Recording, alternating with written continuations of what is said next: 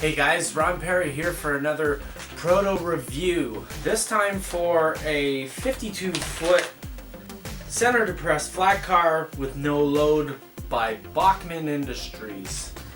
In today's video, we're going to take this cost-effective car and make it into a showpiece.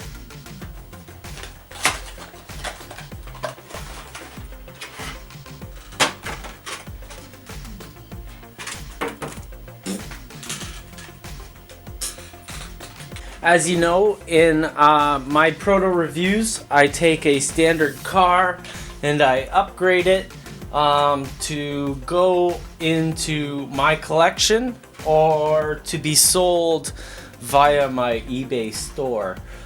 This car, I bought two of these cars. One is over on the workbench being worked on right now. On the car we have molded on detailed parts all the way around the model. We've got an extra brake wheel at the end here. It's pretty thick, however we can deal with it. We've got molded on tie down pieces, rivets, and yeah, pretty standard model. Steel wheels or metal wheels and KD couplers.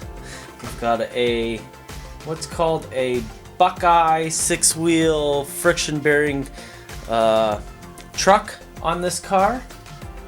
And yeah, what I'm going to be doing is I'm going to be cutting the molded on grab irons on each side, cutting them off with a razor blade, and replacing them with wire grab irons.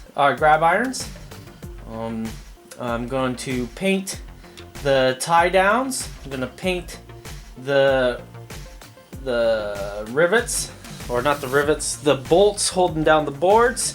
And I'm going to give the boards a highlight of gray, and then use a liquid weathering solution to seep down into the boards and give depth throughout. Finally, I'm going to end up putting on MIG Solutions, a combination of a dark wash and the brown wash to give it a rusty and oily look in the end. I also have a load from PDC Models, pdc.ca, and we'll get to that at the end of this video. So as I mentioned before, I cut off the grab irons on the end, the molded on grab irons, and added metal grab irons and painted them safety yellow. In my opinion, it makes the end of the model pop. Next, I painted the tie downs and the lag bolts burnt sienna using my Winsor Newton water soluble oils. I did this using a very small brush so that I can control exactly where the paint is applied. Now notice how stark the paint looks in this photo. Now look at the next photo and see how the MIG washes tone down that stark color. As you can see, the MIG washes really put a lot of dirt into the model. And when you first add the washes, it is probably way too much oils. And you constantly really have to spread this stuff out. I use a piece of Kleenex to wipe excess stuff off. And I just kind of spread it out to get the tones looking great. This model shows the MIG washes without the lag bolts being painted, and as you can see, painting those lag bolts may be a little difficult to get that little wee bit of paint on the end of the bolt, but it really goes a long way. As you can see, adding the paint to the lag bolts, the burnt sienna to the lag bolts with a really small brush, makes all the difference here. I bought these cars because I found this Canadian company that makes these loads for flat cars, and they look really good, so I really had to try them out. Little gratuitous drive-by here. The first load, these are from pdc.ca. This is the Extreme Load 1. It is a wire roll or some sort, and this is the Extreme Load number 2. And both of them are really nice. They're laser cut wood and card media. They're really great. In the background you can see the Extreme Load number 3. It is a yellow counterweight, it looks like.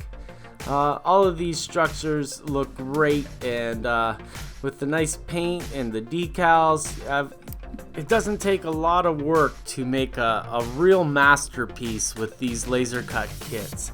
And you know, I didn't spend much money on these cars at all, so within $30 you got a really nice car ready for their layout. As you can see in this photo, the chain tie downs, they're sold separately, pretty cheap, like $7 or something like that, Canadian money, so it's even you get a discount if you're American. They are slightly fragile, so as with most laser cut wood products, you got to be very careful, and this is the one part of the project that is really fragile, and you should give it a little bit of extra care while applying these. So guys, that's today's proto review. I hope you enjoyed it. These are really nice kits, these PDC loads, and the Bachmann trains are the Bachmann cars are they're great as well. I don't know if I spent $9 on them or $15 on them, but you know, that's pretty cheap, you know, to load up your fleet. We know that the high fidelity cars, some of them are like $40 and $50. And although I am gonna buy those cars to litter throughout the layout, I'm gonna buy them over time, and they're not gonna be a big part of my purchases.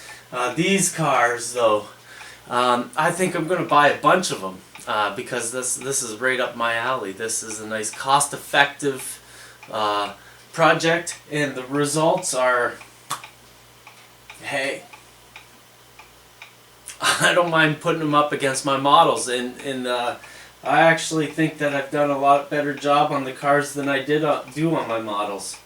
So hopefully you enjoyed it, and please like and subscribe, share this video with others, get somebody, bring them into the hobby, allow your kids to play with your models. Don't bother if they break your toys. You can fix it. And while you're fixing it, you're gaining skill. You're learning those little things, you know. Let your kids make your mistakes for you. Anyways, have a good day. Talk to you later. Hope you liked the video. Please like. Bye.